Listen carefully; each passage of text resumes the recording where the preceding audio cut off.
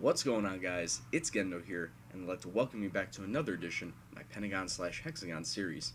In today's start of a new season for Valencia, as we're on the eve of the Champions League group stage draw. Of course, being in third place in La Liga last year, that puts us automatically in the group stage and gives us an extra £6 million to play with in the transfer market. So what I'm going to do is I'm going to live count the draw, and then I'll play the two matches in the Champions League. But before we get to those, we must go into how we fared in the transfer market. And you will see a lot of movement on the outs, but it's a lot of youth players. It's mostly youth players either being released or loaned out. The two that I do need to bring up, though, are the two that I actually got money for, and one of them is Nathan. Now, I know I brought in Nathan last season or a season and a half ago, but him being 32 years old and every single arrow on next to his numbers were in the downward position. I did still like his attack.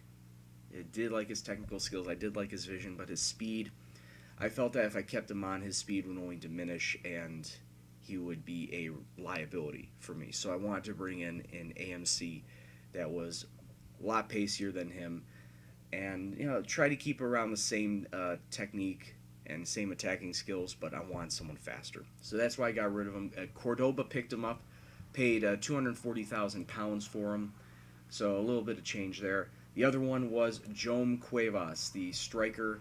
I sold him to Granada for 1.5 million, and yes, he was 25 years old, but last season he struggled to find any first team action, and because I had Damian Rivas, I was only playing mostly a single high striker instead of the two strikers I've had in the past. So it would either be Damian Rivas or it would be Victor sitting up front. Jome Cuevas really didn't have any sort of presence, and when he did play, he was very average. So I didn't feel like paying any more of his salary. I felt that uh, if I dropped him down into Mestalla, the reserve side, he would only cause a commotion.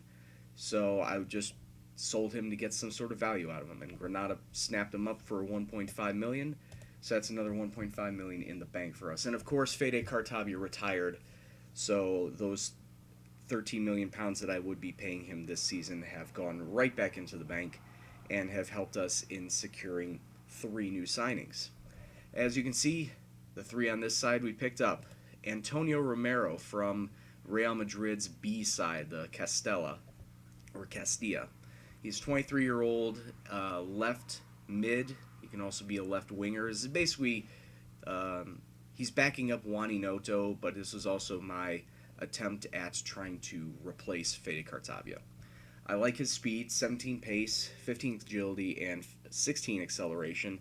So he can get up and down the wing. 14 in crossing helps out a lot because I do play a lot of wing play to try and throw the ball into the center. So he helps out on that. And I see this as a development project. He is, like I said, 23 years old. I think him and Wani Noto are the same age. I'll have to take a look at that again. But both of them are pacey, and they both complement the style of play that I try to run. So he's a great addition, and I hope he becomes a great a player for our side. We then brought in Jesus Santamaria from RB Leipzig for 1.6 million pounds. This was the center attacking mid that I was talking about that was replacing Nathan. He's 28 years old, and once again, I look for pace. I look for speed. 15 pace, 16 agility and acceleration. Not as great in mentals as Nathan, so he's not all that, I guess I could say, not all that great decision making, but his technical abilities are comparable with Nathan. So I just basically took a look at him and said, he's Nathan, but he's faster and he's younger, so I can have him around for a little bit longer time. So I feel this is a great addition to the side, and can play the ball up and down the pitch, alongside the midfielders, being a great link up with the forwards. And then finally, the biggest signing for this off season is Adolfo Paz from Club Bruges. Center back, center back is Spanish, 24 years old. Not as pacey as I wanted him to. I was looking at a couple other defensive backs that were a lot faster, but just didn't have the same defensive stats or the same mentals or technique as Adolfo. He's 12 on pace, 11 agility and acceleration, great mentals, and the defensive stats solid where it counts: 14 heading, 15 passing, 13 marking, and 14 tackling. So I feel that he is a great complement to Rodriguez and Ortuño. If one of them decides to go out injured or is tired and needs rest, I can throw in Paz and he would not have a problem with the side. So I strengthened all the areas where I needed to. Unfortunately, I did see a lot of great players in positions that I already have great players at, or feel that the players that are there can do the same amount of work. So, like left back, I have Jose Vicente and Jose Luis Gaya. I I've seen players there that are comparable, if not better, but I don't feel that they can get as much playing time if I bring them in. All right, so without further ado, let's take a look at who we're going to be facing in the Champions League. Let's take a look at the draw and where we are seated. We are in pot 2, so right off the bat we cannot face Real Madrid, Barcelona, or Atletico Madrid. So let's get past all that. The top teams, I'd actually like to face Napoli, even though Napoli were Serie A winners. I'd say the best teams to face out of these is either Napoli or PSG. So, oh, look at that. Awesome. So we get to face Napoli. And the third pot, we have Bordeaux, PSV, CSKA Moscow, Standard, Galatasaray, Ajax, Rubin Kazan, and Celtic. Let's go face Celtic if we can. Now we'll face Rubin Kazan once again. I think we faced them 2 seasons ago. No, we faced them 2 seasons ago in the Champions League and then last season in the Europa League. So they continue to pop up as a regular opponent for us. And then final group, don't really care who we face because we're probably going to beat them anyway. So it's Dynamo Zagreb from Croatia. So there we are, Group A. Napoli, Valencia, Rubin Kazan, Dynamo Zagreb. That should be a relatively easy group. It should be us and Napoli. In a perfect world, it should be us and Napoli coming out of that group. We get just need to get confirmation and then scheduling, and then we'll find out who we're going to be facing to start. I want to say we'll be facing off against Napoli and Rubin Kazan to start, but we'll take a look at whenever this comes up for scheduling. So yeah, as I thought, we're going to face Rubin actually first and then Napoli second. So that's what we're going to do in this episode. Rubin first, then Napoli, and then we'll crack on from there. So sit tight and we'll be right back with that Rubin match. Okay guys, and we're back. We're just about to get into our first match at Rubin Kazan, but before we get into that, we need to wrap up what we did during the transfer market. One thing that we needed to address was Patrick Ryman and Lucas Herrera, my starting right backs, were both injured during the first couple of matches. So I needed to go out and get a right back. And one of the players that my scouts were really keen on was this Brazilian by the name of Robson. He was from Ajax. He's 24 years old and really, really pacey. Decent defending stats, comparable to Patrick Ryman in everything but defense and vision. So I felt that he would be a great complement to Ryman. I'm trying to loan out Lucas Herrera, if not sell him entirely, because right now, between Ryman and Robson, I don't see any sort of place on the squad for Lucas Herrera. So I may just loan him out. I may drop him down to the reserve side. But it's going to be Ryman and Robson now. If you take a look at his stats, I really like his pace. 17 pace, 17 agility, 16 acceleration, good mentals, defensive stats exactly where I wanted, 15 tackling, 13 marking. So very competent right back, and I think he'll fit in well with the squad. I do have a couple of Brazilians on it already, like Neto, so hopefully that'll turn out well for us. Okay, Rubin are going to be playing this sort of formation, this 4-5-1 through the center. I got to watch out Lucas Boye up on the front.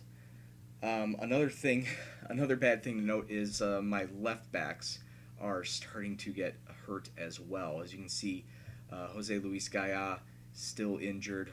Jose Vicente not fully fit. So both of my wing backs are getting hurt, and I need to try and figure out a way to stop that, to counter that. But yeah, here's going to be the formation for the match against Ruben. We're going to have Xavi Criado in net. Robson is going to start out on the right. Then we have Ortuño and Paz in the center. Gaia on the left because there's no other option. Two center mids will be Jose Luis and Vicente Velez. And our three attacking mids will be Victor, Neto, and Nestor Silva. And Damian Rivas sitting up front. So let's start this group out right, and let's go get a win. All right, when we kick off, Ruben will be in their all blood red kits, and we'll be in the white and black. Now, you may be wondering why I'm going to be in this 4-2-3-1 offensive formation when I have a little problems at the back. Well, it's because I want to try and establish some dominance up front. But right now, as you can see, ooh, good save by Criado. As you can see, we may be leaving ourselves vulnerable in the back. So I may have to drop it back to the 4-4-1-1 at some point in time just to have some more presence in the midfield to counter whatever play they're doing. Very uneventful first half so far outside of that one highlight. Neither team has put together any sort of attacking chance. Both Ruben and Valencia have only taken 3 shots total, and as you can see, 0-0. So let's, I'm not happy with performance out there. You need to do a lot better. Yeah, Neto. I believe in you, Neto. You're still stressed. Okay, let's try and have a little more eventful second 45 as we start with the ball. Nestor Silva and Paz both on yellow cards, so I gotta watch out for those. Damian Rivas out injured, and Jose Luis Gaya not doing all that well either. So, who do we throw up there? It's either between Salvador and Santa Maria. I'm going to throw in Salvador, just because I need somebody up there. And I may change out Santa Maria and Neto. Yeah, actually that seems like a good idea. Santa Maria's coming out for Neto. I have faith in you. And I believe in you too. Alright. So make those 2 subs, and I'm going to make one more definitely to the defensive side later on in the match, because, man, it's just a whole lot of nothing going on. Tell everyone to push forward.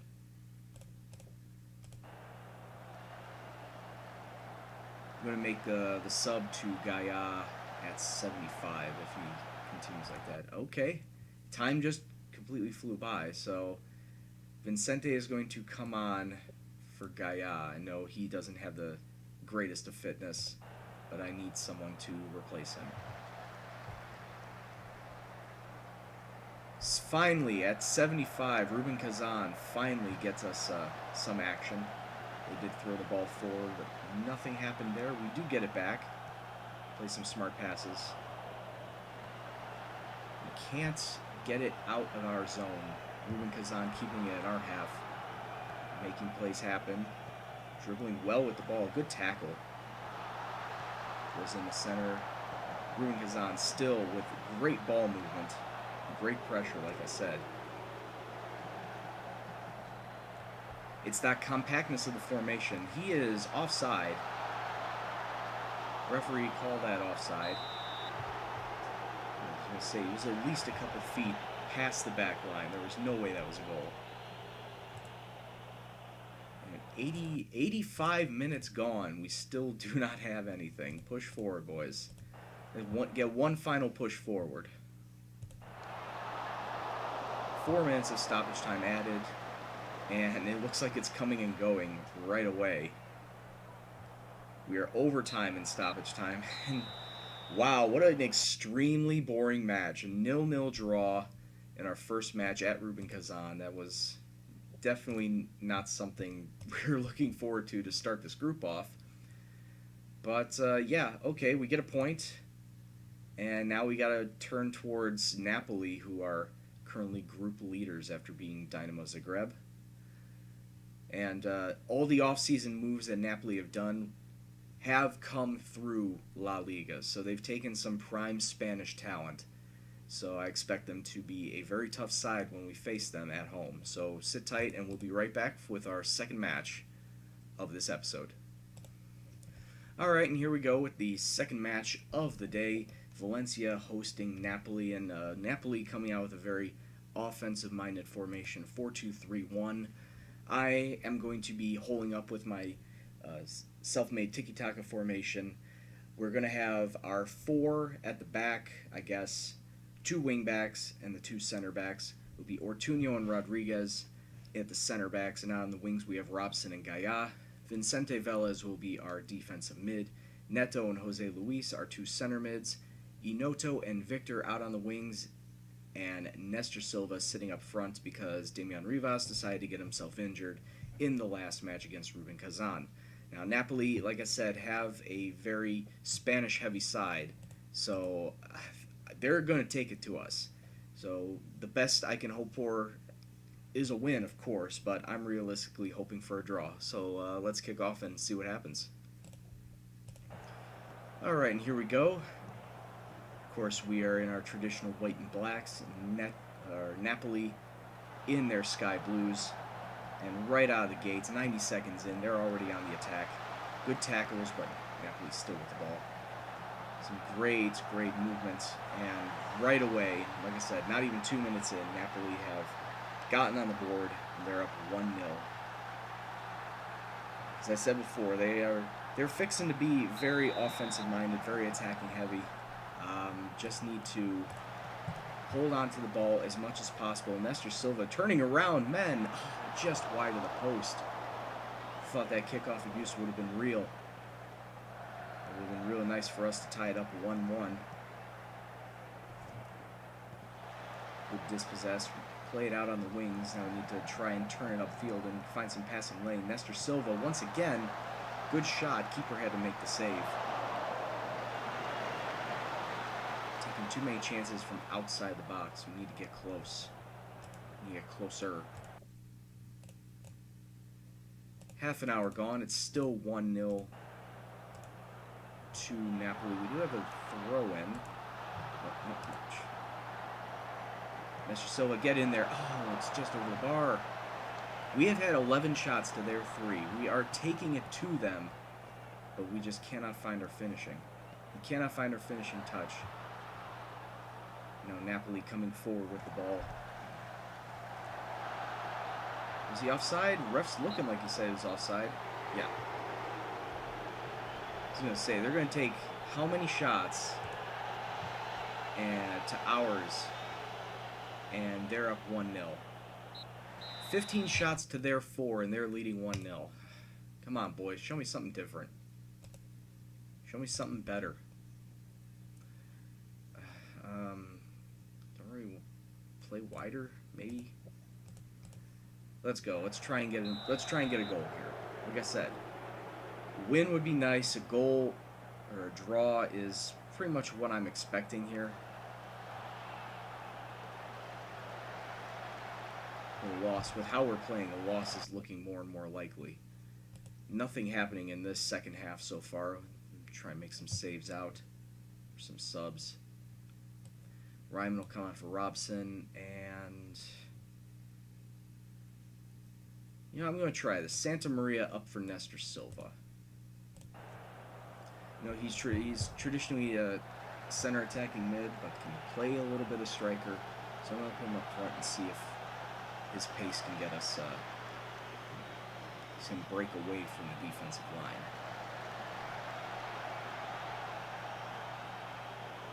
Ten minutes left, not a lot of anything going on. But Napoli getting a throw in deep in their area, deep in our area, I should say. They play through, it makes it 2. That one's onside that time. Napoli make it 2-0. The way things stand, now we need to pick up points against Dynamo if we stand any sort of chance in this group. 2 minutes of stoppage time, pretty much come and gone. 10 seconds left just to finish out the rest of this match. And there it is, full time. Two very disappointing results to start off this Champions League group stage, and I don't know what to say aside from we should be better. We should be better than this. Dynamo beat Rubin Kazan.